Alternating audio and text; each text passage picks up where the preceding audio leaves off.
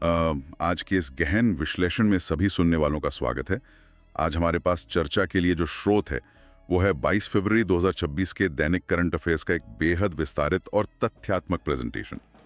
इस सामग्री में कुल 17 स्लाइड्स हैं और हम हर एक स्लाइड को, हर एक बिंदु को पूरी गहराई से समझने वाले हैं। शुरुआत करते हैं पहले स्लाइड में दिए गए एक बहुत ही प्रभावशाली विचार से।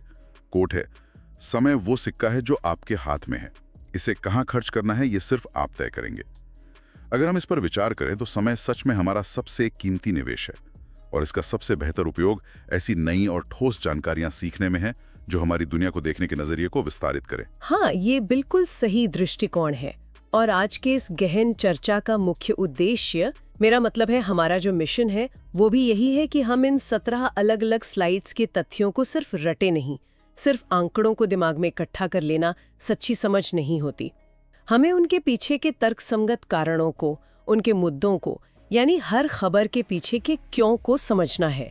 जब हम किसी घटना के पीछे का मूल कारण समझ लेते हैं तो वो हमारे ज्ञान का एक स्थायी हिस्सा बन जाती है। परीक्षा की तैयारी करने वालों और देश दुनिया की समझ रखने वालों को इससे एक मजबूत आधार मिलेगा, बिना किसी मानसिक बोझ के। तो आइए इस विश्लेषणात्मक सफर की शुरुआत करते हैं। बिल्कुल, तो आइए सबसे पहले राष्ट्रीय सुरक्षा और आधुनिक तकनीक से जुड़े मुद्दों पर ध्यान केंद्रित करते हैं। अब अगला स्लाइड बताता है गोवा मैरिटाइम कॉन्क्लेव के बारे में। इस दूसरे स्लाइड के मुताबिक भारतीय नौसेना द्वारा आयोजित इस सम्मेलन का ये 5वां संस्करण है जो गोवा में संपन्न हो रहा है। इसका मुख्य उद्देश्य हिंद महासागर क्षेत्र, जिसे हम इंडियन ओशन रीजन कहते हैं, वहां की सुरक्षा सुनिश्चित करना है। यहाँ समझने वाली बात यह है कि हिंद महासागर की सुरक्षा हमारे लिए इतनी महत्वपूर्ण क्यों है, खासकर जब हम अपने पड़ोसी देशों की समुद्री गतिविधियों को बढ़ते हुए देखते हैं। देखिए, यहाँ सबसे दिलचस्प बात यह है कि ये सिर्फ हमारी समुद्री सीमाओं की सुरक्षा का मुद्दा नहीं है। अगर हम इसको जियोपॉलिटिक्स और अंतर्राष्ट्रीय व्यापार के व्यापक नजरिए से देखें तो हिंद महासागर क्षेत्र दुनिया का सबसे व्यस्त और संवेदनशील व्यापारिक मार्ग है। दुनिया भर का लगभग 80% तेल व्यापार और महत्वपूर्ण सप्लाई चेन्स इसी समुद्री रास्ते से होकर गुजरती हैं। गोवा मैरिटाइम कॉन्क्लेव जैसे आयोजन इसलिए बेहद जरूरी है ताकि आसपास के देशों के बीच आपसी विश्वास और सहयोग बनाया जा सके। जब भारतीय नौसेना इसका नेतृत्व करती है तो ये पूरी दुनिया को एक संदेश देता है कि इस क्षेत्र में शांति और सुरक्षा बनाए रखने में भारत एक प्रमुख नेतृत्वकर्ता की भूमिका निभा रहा है। सही कहा। सुरक्षा के बाद अगर हम भविष्य की तकनीक पर नजर डालें तो इस तीसरे स्लाइड में हम समझते हैं एक बेहद आधुनिक विषय को। आंध्र प्रदेश के अमरावती में भारत का पहला समर्पित क्वांटम और एआई विश्वविद्यालय खुलने जा रहा है। ये नेशनल क्वांटम मिशन का एक अहम हिस्सा है।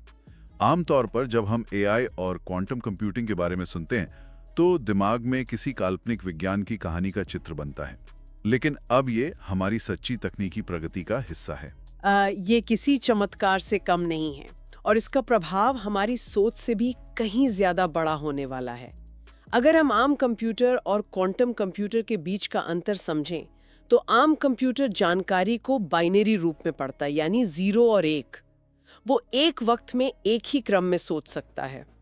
लेकिन क्वांटम कंप्यूटर्स क्यूबिट्स का इस्तेमाल करते हैं, जिसका मतलब है कि वो एक ही समय में 0 और 1 दोनों स्थितियों में रह सकते हैं। इसे सुपरपोजिशन कहते हैं। इस वजह से वो एक ही पल में हजारों संभावनाओं पर विचार कर सकते हैं। जब इस अद्भुत प्रोसेसिंग शक्ति को आर्टिफिशियल इंटेलिजेंस के साथ जोड़ा जाएगा तो हम ऐसी समस्याओं को सुलझा पाएंगे जिन्हें आज असंभव माना जाता है। अमरावती में इस विश्वविद्यालय का खुलना ये दर्शाता है कि भारत अब सिर्फ तकनीक खरीदने वाला देश नहीं रहना चाहता, हम भविष्य की तकनीक के निर्माता बनने की दिशा में आगे बढ़ रहे हैं। एकदम। आत्मनिर्भरता का ये विषय हमारे अगले मुद्दे से भी सीधे तौर पर जुड़ा हुआ है। चौथे स्लाइड में स्वदेशी टिडलेनस वैक्सीन की लॉन्च की चर्चा की गई है। स्वास्थ्य मंत्री जेपी नड्डा ने हिमाचल प्रदेश के कसौली स्थित सेंट्रल रिसर्च इंस्टीट्यूट में टिटेनस और डिप्थेरिया के लिए एक स्वदेशी वैक्सीन लॉन्च की है। पढ़ने में ये सिर्फ एक स्वास्थ्य विभाग की खबर लग सकती है, लेकिन इसका राष्ट्रीय स्तर पर प्रभाव कहीं ज्यादा गहरा लगता है। मैं मानती हूँ कि इस मुद्दे की तह तक जाएं तो ये बात पूरी तरह से स्पष्ट होती है कि ये सिर्फ दवाइयों से जुड़ी खबर नहीं है, ये राष्ट्रीय रणनीतिक स्वायत्ता यानी स्ट्रेटेजिक ऑटोनॉमी का प्रतीक है। भारत हमेशा से सस्ती जेनेरिक दवाइयों के लिए दुनिया की फार्मेसी रहा है, लेकिन जब किसी महामारी या संकट के समय अंतर्राष्ट्रीय बॉर्डर्स बंद हो जाते हैं और सप्लाई चेन टूट जाती है, तब वही देश सुरक्षित रहते हैं जो अपनी आपातकालीन वैक्सीन खुद बनाने में सक्षम होते हैं। कसौली में बनी ये टी-एड वैक्सीन हमारी हेल्थ सिक्योरिटी को मजबूत करती है। इसका अर्थ है कि भविष्य में किसी भी आपात स्थिति में हम दूसरे देशों पर निर्भर नहीं रहेंगे और हमारे नागरिकों का स्वास्थ्य पूरी तरह से हमारे हाथों में सुरक्षित रहेगा। तो अगर हम इन तीनों स्लाइड्स का एक छोटा सा रिकैप करें तो एक बहुत स्पष्ट तस्वीर उभर कर आती है। गोवा मैरीटाइम कॉन्क्लेव के जरिए समुद्री सुरक्षा, अमरावती में क्वांटम और एआई विश्वविद्यालय के जरिए तकनीकी विकास और कसौली में स्वदेशी वैक्सीन के जरिए स्वास्थ्य आत्मनिर्भरता। ये सभी कदम देश को एक मजबूत शक्ति बनाने की दिशा में उठाए गए हैं। आइए अब राष्ट्रीय विकास और पर्यावरण से जुड़ी जानकारियों का रुख करते हैं। इस 5वें स्लाइड में हम समझते हैं वाइब्रेंट विलेज प्रोग्राम के बारे में। ये असम में शुरू हुआ है, जिसका मुख्य लक्ष्य सीमावर्ती गांव यानी बॉर्डर विलेजेस का विकास और सड़क कनेक्टिविटी बढ़ाना है। कई दशकों तक हमारी आम धारणा ये थी कि सीमा पर विकास ना करना ही बेहतर है, तो अचानक बॉर्डर विलेजेस में इंफ्रास्ट्रक्चर पर इतना जोर क्यों दिया जा रहा है? ये हमारी सुरक्षा नीति में आया एक बहुत ही सकारात्मक और आधुनिक बदलाव है। पुरानी सोच ये थी कि अगर बॉर्डर एरियाज तक सड़कें नहीं होंगी तो दुश्मन सेना को देश के अंदर आने में मुश्किल होगी। लेकिन वर्तमान समय में ये डॉक्ट्रिन पूरी तरह बदल चुकी है। अब सेना और सरकार ये मानती है कि बॉर्डर पर रहने वाले नागरिक ही हमारी रक्षा की पहली पंक्ति यानी फर्स्ट लाइन ऑफ डिफेंस होते हैं। अगर वहाँ सड़कें, बिजली और अस्पताल जैसी बुनियादी सुविधाएं नहीं होंगी तो लोग वहाँ से शहरों की तरफ पलायन कर जाएंगे। उन गांवों का खाली होना राष्ट्रीय सुरक्षा के लिए खतरनाक है। असम जैसे संवेदनशील राज्य में इस प्रोग्राम के जरिए जब विकास पहुंचेगा तो स्थानीय लोग वहां टिके रहेंगे, सेना की आवाजाही आसान होगी और पड़ोसी देशों द्वारा अपनी सीमाओं पर की जा रही सैन्य तैयारियों का एक बेहतर जवाब दिया जा सकेगा। विकास की इस कड़ी में ऊर्जा और पर्यावरण का मुद्दा भी उतना ही अहम है। अब अगला स्लाइड बताता है offshore wind energy task force के बारे में। छठे स्लाइड में दिया है कि भारत और यूनाइटेड किंगडम के बीच नवीकरणीय ऊर्जा यानी रिन्यूएबल एनर्जी और जलवायु परिवर्तन के समाधान के लिए एक साझेदारी हुई है। जमीन पर पवन चक्कियां लगाना तो आम बात है, पर समुद्र के अंदर ऑफशोर विंड एनर्जी प्रोजेक्ट लगाने की आवश्यकता क्यों पड़ी और इसमें यूनाइटेड किंगडम हमारी क्या मदद कर रहा है? यह ऊर्जा के क्षेत्र में एक बहुत बड़ा तकनीकी कदम है। जमीन पर जो विंड फार्म्स लगाए जाते हैं उन्हें ऑनशोर कहा जाता है, लेकिन भारत जैसे एक घनी आबादी वाले देश में जमीन अधिग्रहण एक बहुत बड़ा और जटिल मुद्दा है। इसके विपरीत समुद्र के अंदर तटों से दूर जो ऑफशोर विंड फार्म्स लगाए जाते हैं, वहां जमीन की कोई समस्या नहीं होती। सबसे महत्वपूर्ण बात यह है कि समुद्र की सतह पर हवा की गति जमीन के मुकाबले बहुत तेज और लगातार होती है। इस वजह से वहां बड़े टर्बाइन्स लगाए जा सकते हैं जो बिना रुके कई गुना ज्यादा बिजली पैदा करते हैं।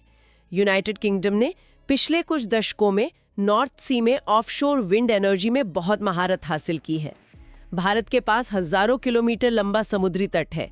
ये साझेदारी भारत को फॉसिल फ्यूल से दूर ले जाने और कार्बन उत्सर्जन को कम करने में एक निर्धारक भूमिका निभाएगी। ये सच में पर्यावरण और आर्थिक विकास दोनों के लिए एक सार्थक कदम है। विकास और तकनीक का एक और बेहतरीन उदाहरण हमें ओडिशा से मिलता है। 7वें स्लाइड में बताया गया है कि ओडिशा राज्य ने QR कोड लैंड लीज तकनीक की शुरुआत की है, जिसका मुख्य उद्देश्य भूमि धोखाधड़ी पर रोक लगाना है। जमीन के विवाद हमारे देश में एक आम समस्या है, पर एक छोटा सा डिजिटल QR कोड इस इतनी बड़ी समस्या को कैसे हल कर सकता है? इसे सुशासन यानी डिजिटल गवर्नेंस का एक बेहतरीन उदाहरण माना जा सकता है। हमारे देश की अदालतों में लाखों के सिर्फ जमीन के मालिकाना हक और नकली दस्तावेजों से जुड़े हुए हैं। आमतौर पर फिजिकल डॉक्यूमेंट्स को फोर्ज करना आसान होता है, लेकिन ओडिशा की इस नई प्रणाली में जमीन के हर लीज डॉक्यूमेंट पर एक अनोखा QR कोड दर्ज होगा। अब कोई भी अधिकारी, खरीदार या किसान अपने स्मार्टफोन से इस कोड को स्कैन करके रियल टाइम में सरकारी सर्वर से मिलान कर सकता है कि असली मालिक कौन है और उस पर कोई कर्ज या विवाद तो नहीं है। ये पूरी प्रक्रिया में ऐसी पारदर्शिता लाता है जो भ्रष्टाचार और धोखाधड़ी को जड़ से खत्म करने की क्षमता रखती है। एक बार फिर से यहाँ रुककर हम इन 3 स्लाइड्स का रिकैप कर लेते हैं। स्लाइड 5 में हमने देखा असम का वाइब्रेंट विलेज प्रोग्राम 2 जो सीमा विकास के लिए है। स्लाइड 6 में भारत यूके की ऑफशोर विंड एनर्जी साझेदारी जो समुद्र से बिजली बनाने के लिए है। और स्लाइड 7 में ओडिशा की QR कोड लैंड लीज तकनीक जो जमीन की धोखाधड़ी रोकने के लिए है। इन सभी खबरों में एक आम कड़ी है कि कैसे प्रशासन नई तकनीक और नई सोच का इस्तेमाल करके दशकों पुरानी समस्याओं को सुलझा रहा है। जी, और ये एक बहुत ही सकारात्मक दृष्टिकोण है इन तथ्यों को याद रखने का। आइए अब पर्यावरण और भूगोल की उन खबरों की तरफ बढ़ते हैं जो हमारी सीधी ज्ञान वृद्धि करती हैं। 8वें स्लाइड में 2 बहुत ही आश्चर्यजनक वैज्ञानिक और पर्यावरणीय खोजों का जिक्र है। पहला, मिजोरम के जंगलों में कोबरा लिली फूल की एक बिल्कुल नई प्रजाति खोजी गई है। और दूसरा, एग्रीकल्चरल साइंस में एक बड़ी उपलब्धि हासिल हुई है जहां केले की फसल को पैनामा रोग से बचाने के लिए एक नई जीन की खोज की गई है। फूल और केला दोनों ही प्रकृति के अनमोल हिस्से हैं, पर इन खोजों का वैश्विक महत्व क्या है? इन दोनों खोजों का अपना अलग और बहुत गहरा महत्व है। मिजोरम में कोबरा लिली की नई प्रजाति का मिलना हमें याद दिलाता है कि हमारा पूर्वोत्तर क्षेत्र नॉर्थ ईस्ट जैव विविधता का कितना बड़ा खजाना है। वहाँ के घने जंगलों में अभी भी ऐसी असंख्य वनस्पतियाँ हैं जिन्हें विज्ञान ने अभी तक दर्ज नहीं किया है। ये खोज पर्यावरण संरक्षण के महत्व को और बढ़ा देती है। वहीं दूसरी तरफ केले के पनामा रोग से जुड़ी खबर सीधे तौर पर ग्लोबल फूड सिक्योरिटी से जुड़ी है। बहुत कम लोग जानते हैं कि दुनिया भर में एक्सपोर्ट होने वाला अधिकतर केला कैवेंडिश प्रजाति का होता है, जो कि तकनीकी तौर पर एक दूसरे का जेनेटिक क्लोन है। क्योंकि उन सब का DNA एक जैसा है, अगर कोई एक बीमारी आती है तो वो पूरी दुनिया की फसल को एक साथ नष्ट कर सकती है। इसे मोनोकल्चर का खतरा कहते हैं। पनामा रोग एक ऐसी ही खतरनाक फंगस बीमारी है जिसने किसानों और वैज्ञानिकों की नींद उड़ा रखी थी। इस नई जीन की खोज से अब वैज्ञानिक ऐसे केले के पौधे विकसित कर सकेंगे जो इस फंगस का प्राकृतिक रूप से सामना कर सकें। ये एक ऐसी खोज है जो सच में एक फसल को विलुप्त होने से बचा सकती है। ये वाकई सोचनीय है कि हम रोज केला खाते हैं, पर हमें इस बात का आभास भी नहीं होता कि पीछे वैज्ञानिक उसकी सुरक्षा के लिए कितनी बड़ी लड़ाई लड़ रहे हैं। पर्यावरण से जुड़ी एक और खबर 9वें स्लाइड में स्थानों के संदर्भ में आई है। आंध्र प्रदेश के कोलेरू अभयारण्य में अतिक्रमण यानी एंक्रोचमेंट हटाने की एक बड़ी मुहिम चल रही है। और इसी स्लाइड में दूसरी तरफ प्रशासनिक खबरों में दिल्ली का CM जनसुनवाई पोर्टल चर्चा में है। एक जगह पर्यावरण को बचाने का प्रयास है और दूसरी जगह नागरिकों की आवाज सुनने का। हाँ, और दोनों ही सुशासन के अंश हैं। कोलेरू झील देश के सबसे बड़े फ्रेश वाटर झीलों में से एक है और प्रवासी पक्षियों यानी माइग्रेटरी बर्ड्स के लिए एक बेहद महत्वपूर्ण स्थान है। जब ऐसी संवेदनशील जगहों पर अवैध निर्माण या खेती होती है तो पर्यावरण का संतुलन पूरी तरह बिगड़ जाता है। इससे न सिर्फ पक्षियों का आवास छिन जाता है बल्कि आसपास के इलाकों में बाढ़ आने का खतरा भी बढ़ जाता है। अतिक्रमण हटाना उस क्षेत्र के इकोलॉजिकल संतुलन को वापस लाने के लिए बेहद आवश्यक कदम है। और जहां तक दिल्ली के जनसुनवाई पोर्टल की बात है, ये सुशासन का एक आधुनिक रूप है। एक लोकतंत्र में आम नागरिक और सत्ता के शीर्ष तक बैठे लोगों के बीच संवाद की कमी सबसे बड़ी समस्या होती है।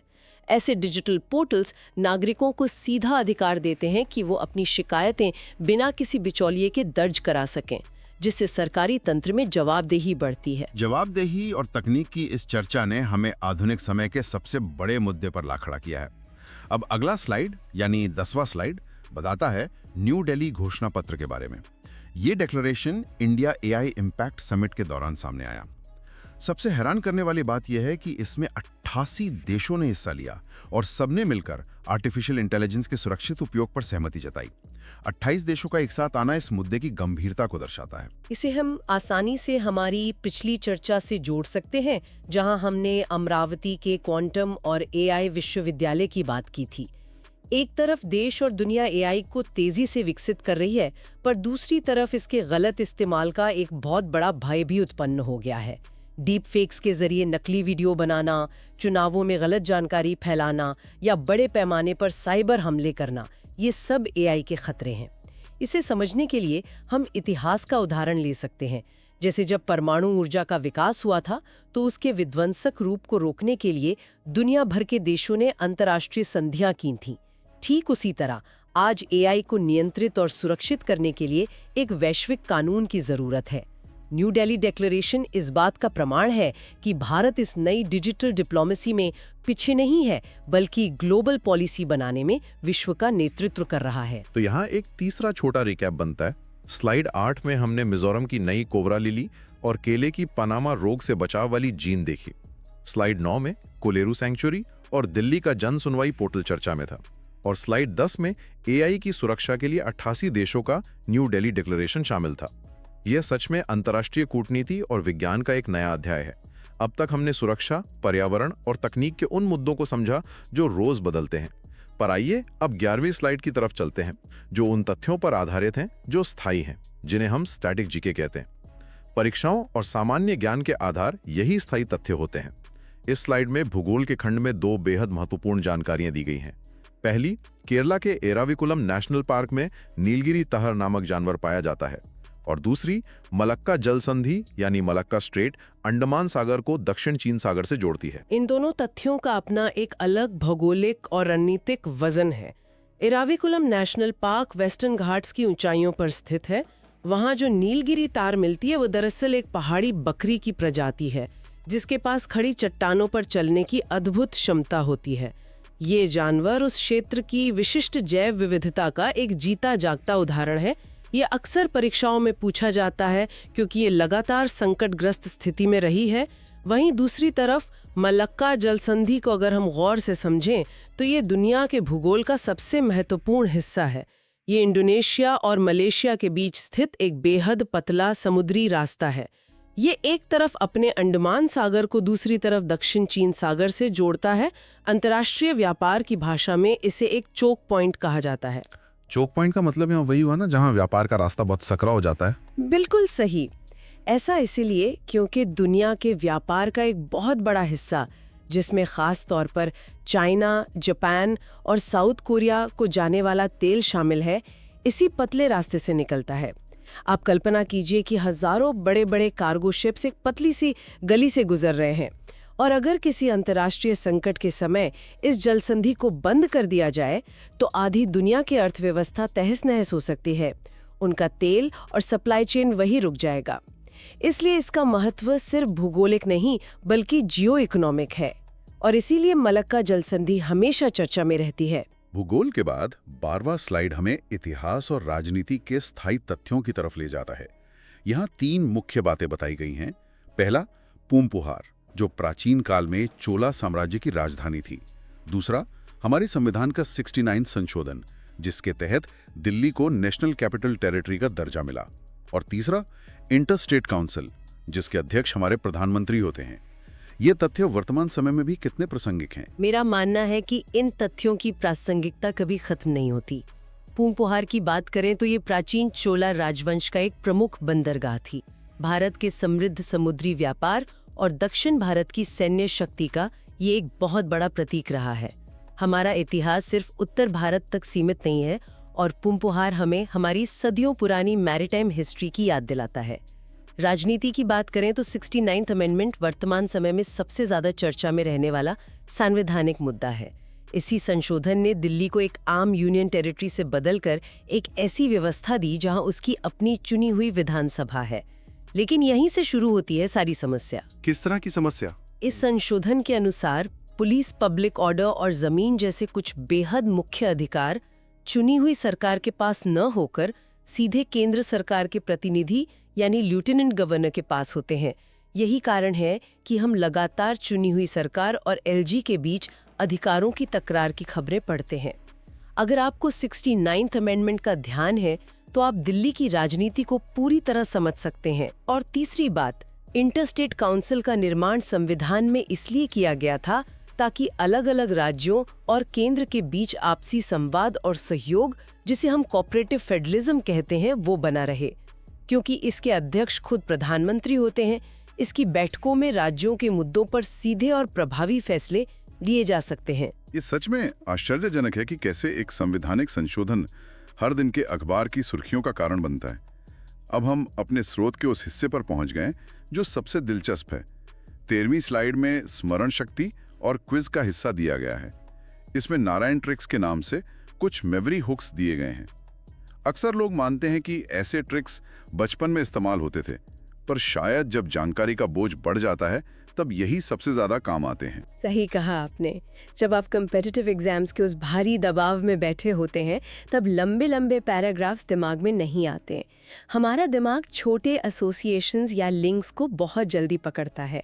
जैसे स्रोत में दिया गया है, नेवी शब्द आए तो दिमाग में आना चाहिए गोवा और 5वां संस्करण। क्वांटम शब्द सुनते ही सीधे अमरावती की याद आनी चाहिए।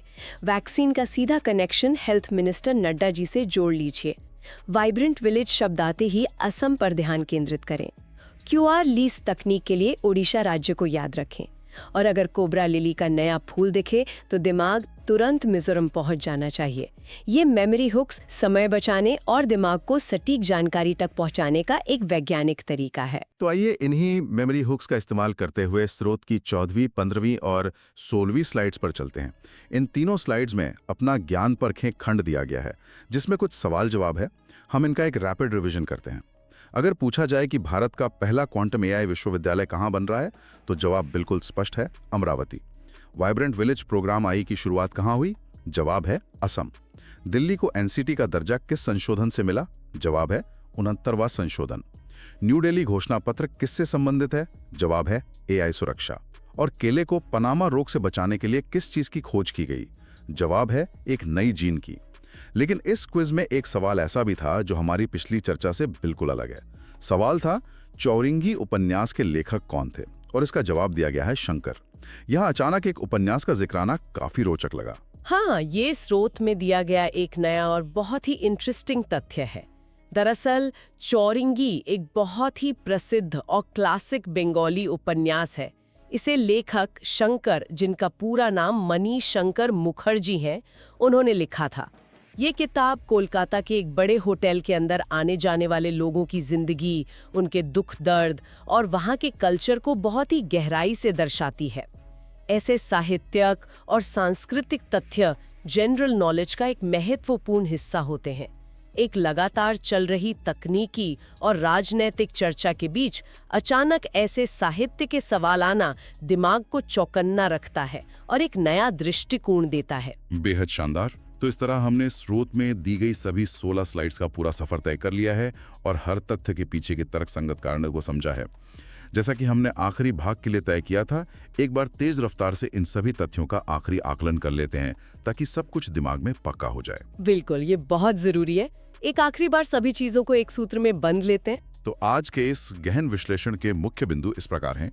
गोवा में 5वां मैरीटाइम कॉन्क्लेव हिंद महासागर की सुरक्षा के लिए, अमरावती में देश का पहला क्वांटम और एआई यूनिवर्सिटी, कसौली में टिटानस और डिफ्थीरिया के लिए स्वदेशी वैक्सीन, असम में बॉर्डर गांवों के लिए वाइब्रेंट विलेज प्रोग्राम 2, भारत और यूके की ऑफशोर विंड एनर्जी साझेदारी, ओडिशा में जमीन धोखाधड़ी रोकने के लिए QR code land lease, Mizoram में कोबरा लिली की नई प्रजाति, केले को पामाना रोग से बचाने वाली नई जीन, कोलेरू अभयारण्य में अतिक्रमण पर रोक, दिल्ली का सीएम जन सुनवाई पोर्टल, 88 देशों का एआई पर new Delhi declaration, Eravikulam park की नीलगिरी तहार, मलक्का जल संधि जो अंडमान और साउथ चाइना सी को जोड़ती है, पूम पुहार जो चोला राजधानी थी, 69th अमेंडमेंट जो दिल्ली को एनसीटी बनाता है, और पीएम की अध्यक्षता वाली इंटरस्टेट काउंसिल। ये थे हमारे 16 स्लाइड्स के सारे मुख्य तथ्य। अब हम आते हैं हमारे स्रोत की 70वीं और आखिरी स्लाइड पर, जहां चर्चा को समाप्त करते हुए एक प्रश्न छोड़ा गया है जिसका जवाब इन दस्तावेजों में नहीं है। प्रश्न है, द इटर्नल स्टेट्समैन पुस्तक के लेखक कौन है? ये सवाल सुनने वालों के लिए खुद खोज करने और अपने ज्ञान को और बढ़ाने का एक सुनहरा अवसर है। अगर हम आज